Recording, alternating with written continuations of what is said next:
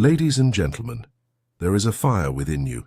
It is older than your body, deeper than your mind, and more powerful than your desires. It does not age, it does not tire, and it does not die. It is your sexual energy, but not in the limited sense that society so often speaks of it. No, this is your life force, your psychic fuel, your untapped divine spark. And today I ask you not to suppress it, but to transmute it. You see, the secret of eternal youth is not in creams, rituals, or external validation. It is found in your ability to take this raw, instinctual energy and redirect it inward, upward, toward vision, creation, and spiritual awakening. This energy built civilizations. It inspired poems, painted masterpieces, and gave rise to revolutions, not just outside, but within the soul. But to access it fully, you must dare to descend. You must confront the shadow, that hidden chamber of the psyche where urges, fears, and untamed desires reside. Do not judge it. Do not flee from it, for in this descent lies your ascent. In embracing what you fear, you reclaim what you are. As long as your energy is split, part of you chasing illusion, part of you running from truth, you will feel drained. But when you bring these parts into union, when you marry the instinctual with the intentional, something miraculous happens. You become whole. You begin to radiate. You feel young not because you chase youth, but because you have stopped betraying your essence. The inner war ends. Vitality surges. Time bends. This is the alchemy of the soul, the transformation of lust into love, desire into drive, restlessness into vision, flesh into spirit. And so I say to you now, look not outward for energy, for it is within. Look not forward for youth, for it is now. You are not aging. You are awakening. The eternal lies within you, not as a myth, but as a psychological truth. So transmute, reclaim, burn bright, and walk this world not as one who seeks life, but as one who is life. Within the depths of every human being lies a powerful, often misunderstood energy. It moves beneath the surface of our conscious personality, influencing our thoughts, behaviors, and longings. Commonly labeled as sexual energy, it is far more than a biological urge. It is, in its purest form, life energy, the undivided psychic force from which all human potential emerges. Sexual energy is the original fire, the primordial pulse of creation. Before we could name it or restrain it, it was already acting within us, animating the body, awakening desire, guiding instinct, and compelling movement toward union. Procreation, connection, and transcendence. It is instinctual, yes, but also deeply symbolic. It contains within it the memory of our evolutionary past and the blueprint of our personal becoming. In the modern world, this energy has been narrowed to mean mere sensual gratification, or repressed altogether under the weight of moral, religious, or social constraint. But when we strip back cultural interpretations and return to the source, we find that this energy is not confined to the bedroom, nor to relationships alone. It is the very fuel of psychic vitality, the root of all creative and spiritual acts. Psychologically, sexual energy is an expression of the libido, not just in the erotic sense, but in its fuller meaning as the drive toward life, growth, and fulfillment. It is the energy that allows us to build, to pursue, to imagine, to transform. It is the pulse behind artistic inspiration, scientific discovery, ambition, devotion, spiritual longing, and the desire to leave a mark on the world. When you feel deeply drawn toward something meaningful, that pull is rooted in the same fundamental force that underlies physical attraction. The urge to merge, to connect, to create something new. This is why sexual energy must not be pathologized or dismissed as primitive, nor must it be indulged without reflection. To do either is to lose the opportunity it offers, the chance to evolve. When unreflected upon, this energy manifests chaotically. It erupts as addiction, compulsion, or inner conflict. But when engaged consciously, when honored and directed, it becomes the energy of transformation. It becomes art, philosophy, healing, innovation. It becomes love, Not sentimental, romantic love, but a profound psychic openness to the other, to the world, to the self. Children instinctively express this vitality.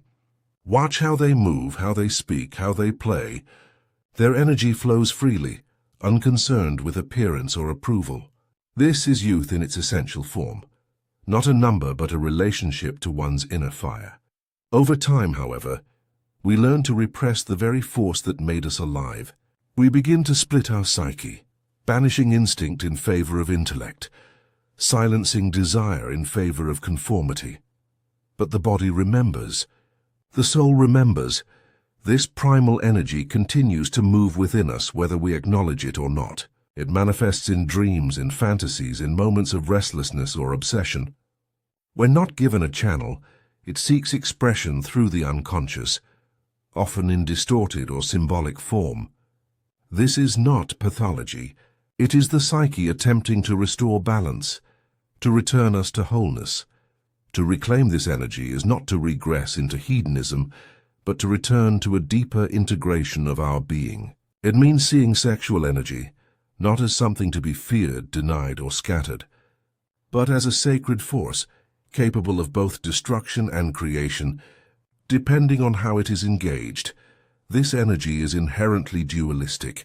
It both binds and liberates. It grounds us in the body while calling us beyond it. It is eros in its purest sense, not simply eroticism, but the connective principle of life. Eros binds opposites. It draws us toward union, toward synthesis, toward the reconciliation of inner and outer, masculine and feminine, spirit and matter. Every creative act is a sublimation of this force.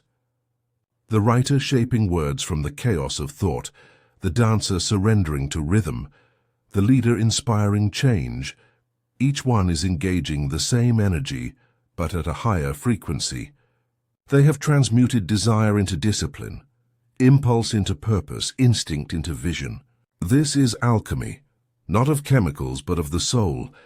To awaken this energy consciously requires attention and reverence. It begins by listening to the body, not just as flesh but as symbol. Every tension, every longing, every heat in the blood is a message. It speaks not only of physical need, but of unmet spiritual desire. To follow this thread inward is to begin a dialogue with the deeper layers of the self.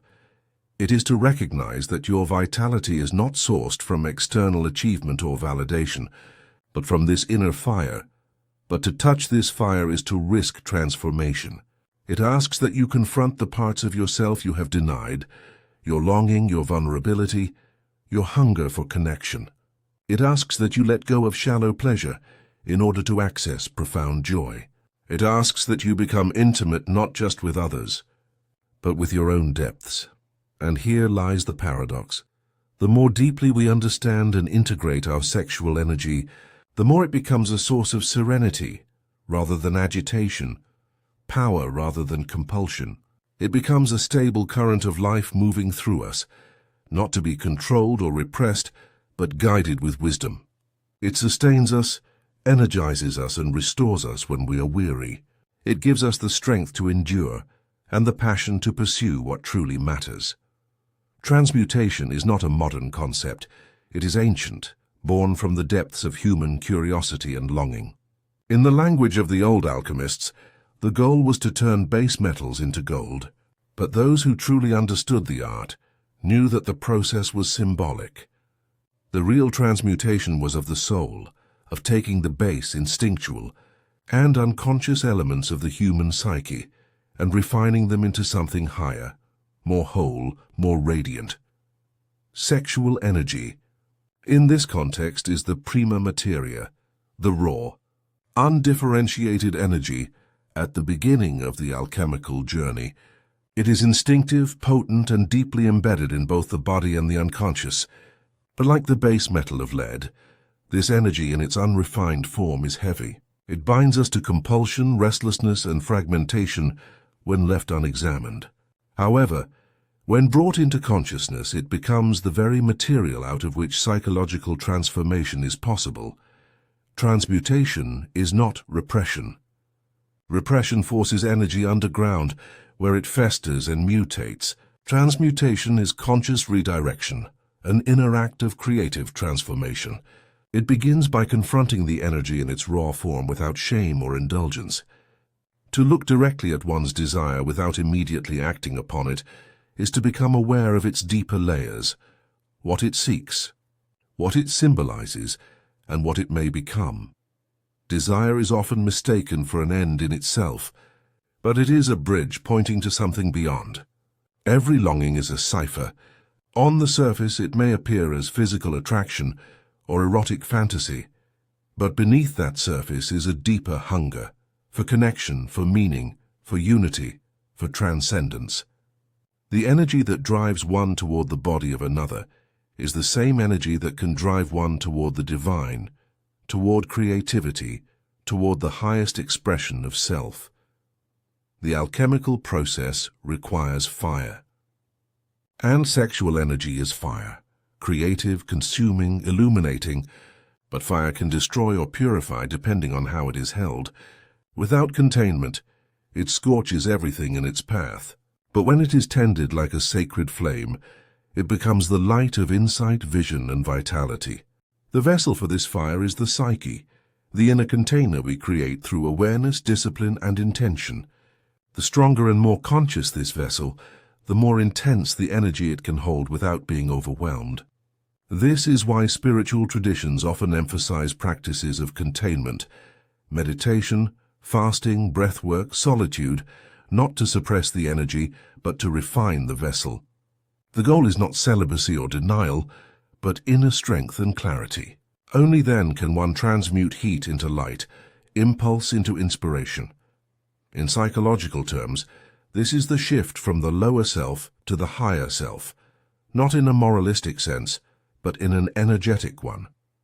The same libido that pulls us toward gratification can be directed upward toward growth.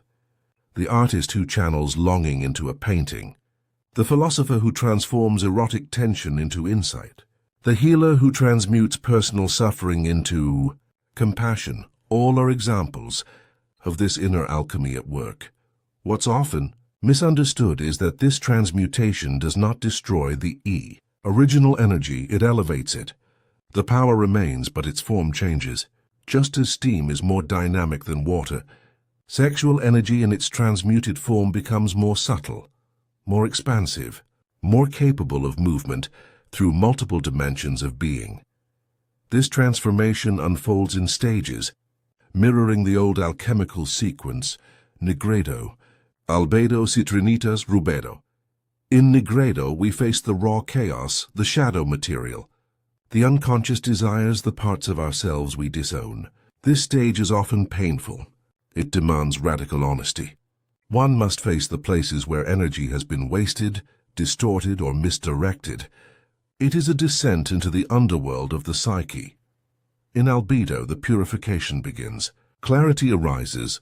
The energy is no longer fought against, but brought into relationship. Emotions are seen without being judged. Desires are understood rather than acted upon. The psyche begins to integrate. In citrinitas, there is illumination. The inner fire becomes wisdom. The energy flows with direction.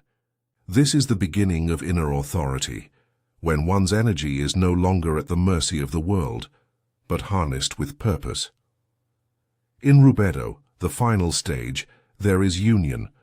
The opposites within, instinct and intellect, body and soul, masculine and feminine, are brought into harmony. Energy moves freely through the system. Creativity flows. Vitality is restored. The base metal becomes gold, not because something was added, but because what was always present has been revealed through fire. To engage in this process is to reclaim agency over one's life force. It is to refuse both repression and indulgence. It is to step into the sacred responsibility of becoming a vessel for higher expression. The energy that once scattered the mind with fantasy or consumed the body with craving now becomes the current that awakens insight, fuels purpose, and sustains transformation. This is the deeper meaning of eternal youth. Not a regression to childish pleasures or surface-level stimulation, but a return to the source, a wellspring of energy that renews itself through conscious engagement. The individual who has learned to transmute no longer seeks energy from the outside world. They become a generator of their own vitality. In this process, the ordinary becomes sacred. What was once experienced as mere desire is now seen as the divine spark. The same force that moves through nature, through myth, through the cosmos itself. Every human being carries within them a hidden figure, a silent companion who walks beside them in the dark corridors of the psyche. This figure is not an enemy, not a monster, but a mirror. It is the shadow. Formed from all that we deny, reject, repress, or disown, the shadow is composed of unlived life. It is the repository of the forbidden, the painful, the uncomfortable, and, paradoxically, the deeply vital sexual energy. Being one of the most powerful and instinctual forces in the human system, is often the first element to be cast into the shadow. From an early age, individuals are taught, often unconsciously, that certain desires are shameful, certain urges unacceptable, and certain expressions dangerous. But energy does not vanish when ignored. It simply retreats into the unconscious. There it festers, gaining complexity and emotional charge. What we repress does not disappear. It returns, disguised and intensified. The unintegrated shadow manifests in countless forms. It appears in projection, when we see in others what we refuse to acknowledge in ourselves. It emerges in compulsive behaviors, in addiction, in guilt-ridden fantasies, and in chronic self-sabotage. Often, it takes over in moments of stress or crisis, when the conscious ego is no longer in control. The shadow has autonomy. It acts with force precisely because it has been exiled. Yet within this darkness lies potential. The shadow is not merely the ugly or the unacceptable. It also contains gold, the lost passions, buried creativity, primal confidence, forgotten joy. It holds the key to our vitality, because it is composed of our own energy, energy that has been severed from conscious life. What one hides from oneself becomes fate, but what one turns toward becomes fuel for transformation. Integration of the shadow begins not with judgment, but with awareness. One must be willing to look within and ask uncomfortable questions. What parts of myself do I avoid? What desires make me uneasy? What patterns repeat despite my best efforts to change? What do I project onto others?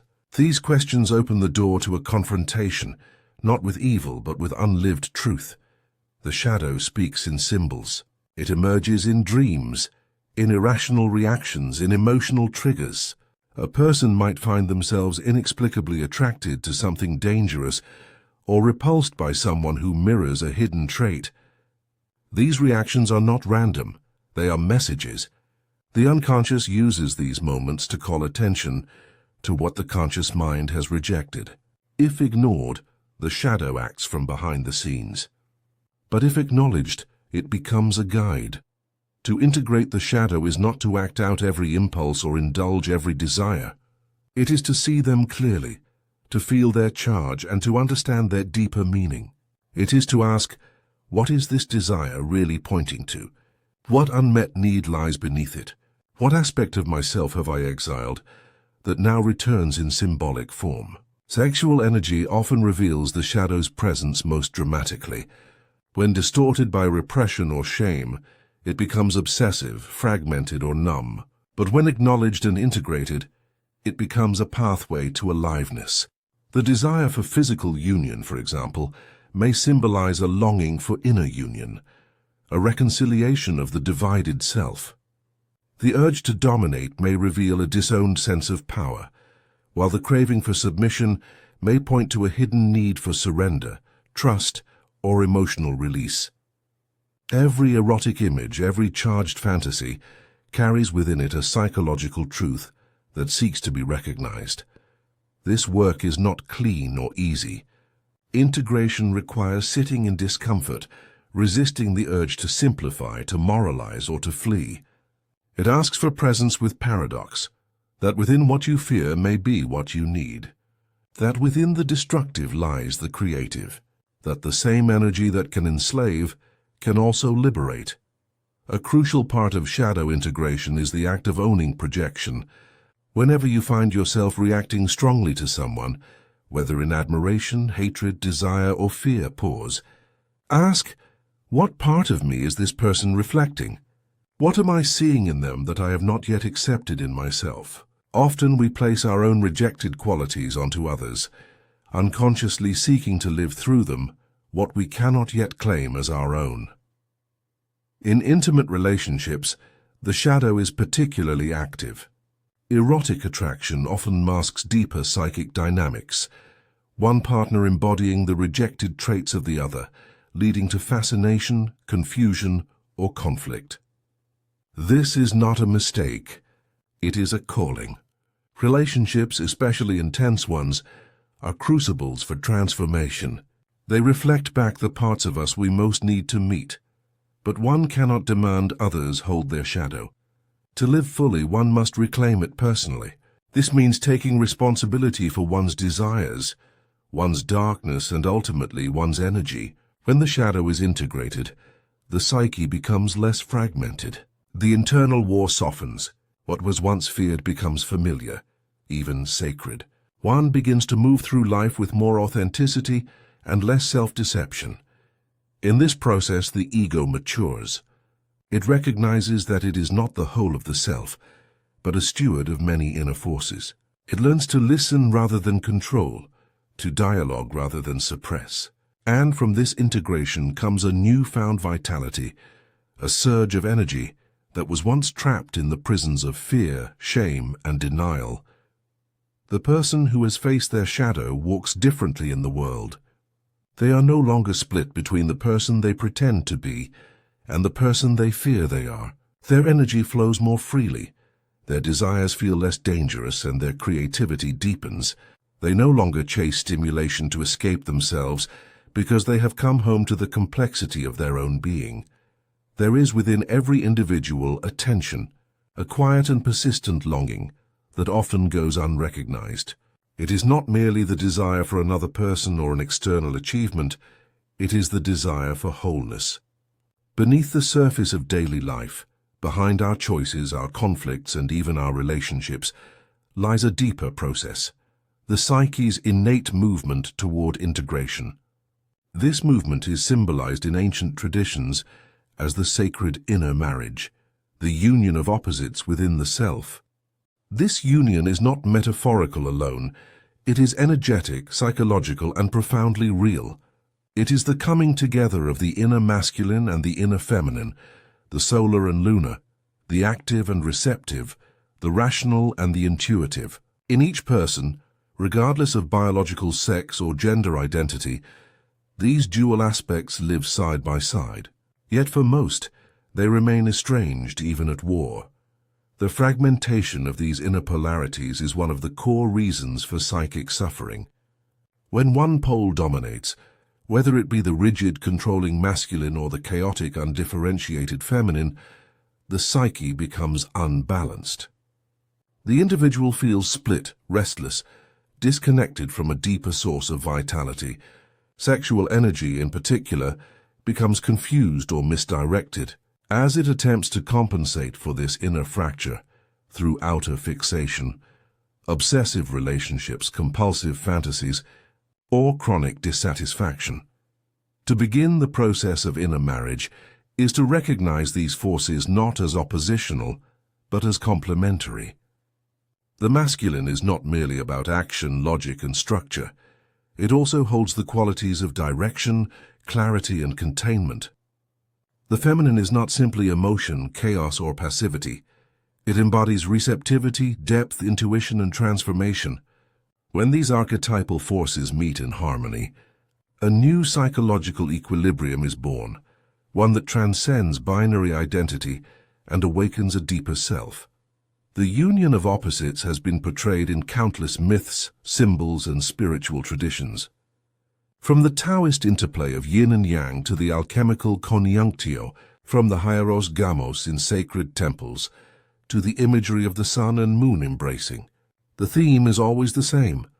Within you are two forces seeking to meet, and when they do, a third force is born, the self in its wholeness. In practical psychological terms, this inner marriage involves the conscious recognition and integration of the traits one has disowned. For example, a person who identifies strongly with logic and control may have suppressed emotional depth and vulnerability. That which has been banished, perhaps seen as weak, irrational, or dangerous, lives on in the unconscious, often projected onto others. Similarly, someone who is deeply sensitive and empathic may struggle to access assertiveness, structure, and focused direction. These inner polarities are not flaws. They are incomplete expressions of a larger self waiting to be integrated. Relationships with others frequently mirror this inner process. The people we are drawn to, romantically or otherwise, often carry the energy of our inner opposite. What we love or hate in them reflects what is unlived within us. Attraction, especially sexual attraction, is a signal from the psyche that an inner reconciliation is seeking to unfold. But unless this is understood, such connections can become traps, intense, confusing, even addictive, because we are trying to resolve an inner tension externally. The task, then, is not to deny outer relationships, but to use them as mirrors, guides, and initiations into deeper self-knowledge. The goal is not dependency or fusion with another, but to awaken and integrate the aspects of ourselves that they activate. When this process is internalized, the need for external completion softens. One no longer seeks a missing half in another, because one has become more whole within. Sexual energy plays a central role in this alchemical process. It is not just the drive toward physical union, it is the symbolic force that seeks unity, transcendence, and creativity. When directed inward, it becomes the current that bridges polarities. In moments of deep erotic connection, the boundaries between self and other dissolve, revealing a glimpse of the deeper unity the psyche longs for. But such moments, when unconscious, are fleeting. When made conscious, they become doorways into transformation. To unite the inner masculine and feminine is not about adopting rigid roles or identities. It is about embracing flexibility, depth, and complexity. It means cultivating both strength and sensitivity, both direction and receptivity. It means learning to act and to yield, to speak and to listen, to structure and to flow. This internal harmony allows energy to move more freely. The individual no longer battles with themselves, trying to suppress one half in favor of the other. Instead, they begin to dance between the poles, fluidly adapting to life's demands, while remaining grounded in inner wholeness. This dynamic balance also opens the door to creative energy. True creativity arises not from one side of the psyche alone, but from their integration. The masculine provides the structure, the discipline, the clarity of intention. The feminine brings the depth, the intuition, the mysterious emergence of new form. When joined, they generate original expression, whether in art, thought, love, or life path. The inner marriage is not a one-time event. It is an ongoing process. It unfolds in cycles: confrontation, reconciliation, expansion. Each time one meets a new layer of themselves, an unfamiliar desire, a hidden fear, a new capacity, they are invited again into this sacred work. And each cycle brings more vitality, more inner coherence, more connection to the deep intelligence of the soul. Vitality is not merely the presence of physical energy or the absence of fatigue. It is not something that can be fully measured in calories burned, steps taken, or even hours slept. True vitality emerges from a much deeper source, a state of inner coherence where the many fragmented parts of the psyche are brought into alignment. When the conscious and unconscious are no longer in opposition, when instinct and awareness flow together rather than against one another, then vitality arises as a natural consequence of psychological wholeness. Most people think of energy in purely physical or emotional terms. But the human energy system is rooted in the psyche. It is the way life moves through us, not just in the body but in the soul.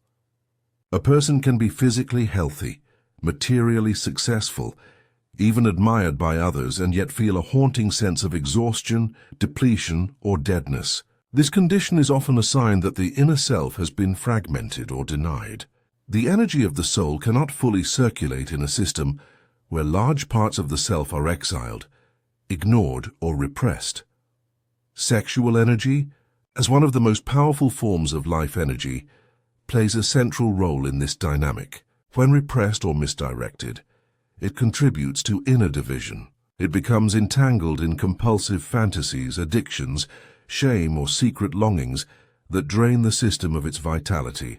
But when this energy is brought into relationship with consciousness, when it is transmuted and integrated, it becomes a force of healing and regeneration. It restores vitality not through stimulation, but through alignment. Psychological wholeness is not perfection. It does not mean the elimination of conflict, the absence of doubt, or the eradication of fear. Rather, it is the capacity to hold inner complexity without fragmentation. It is the integration of the shadow, the acceptance of one's contradictions, and the ability to stand in the center of opposing forces without being torn apart by them. This integration brings a profound sense of aliveness, because energy is no longer trapped in inner warfare. Much of human energy is lost in resistance. We resist who we are, what we feel, what we want. We resist our own depth, our grief, our longing, our power. Every act of resistance splits the psyche. One part pushes forward, another pulls back. One side pretends to be in control, while another secretly rebels. This inner civil war depletes us. We chase pleasure, performance, or approval to compensate, but the energy we truly seek is locked behind our own resistance. When we begin to reclaim the rejected parts of ourselves, the system begins to repair. The energy that was once split between competing agendas is restored to the whole. The person feels more grounded, more authentic, more present. There is no longer the exhausting burden of keeping up appearances or of hiding from what is true. Wholeness brings a subtle but powerful vitality, a sense of being deeply alive, even in silence or stillness. Sexual energy, in its transmuted form, becomes a current of vitality that moves through every level of being. It is felt not only in arousal or pleasure, but in presence, in charisma, in creativity, in the capacity to feel deeply and respond fully.